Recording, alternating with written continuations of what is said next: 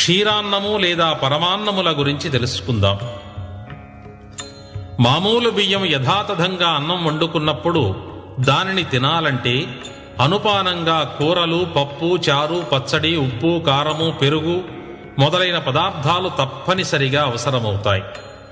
ఒట్టి అన్నాన్ని తినలేము.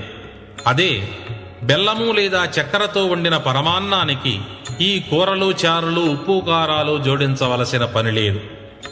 కామ, క్రోధ, లోభ, మోహ, మద, మాత్సర్యముల వంటి ఉప్పు, కారాలు కలసిన కూరలు, పచ్చళ్లతో కలిసిపోయినప్పుడు అన్నము యొక్క అనగా ఆత్మ యొక్క ప్రాముఖ్యత తగ్గిపోయి ఉంటుంది.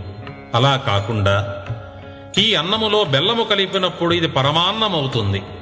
పరమ అంటే గొప్పది అని భావం. మామూలు ఆత్మగలవాడు జీవుడయ్యాడు.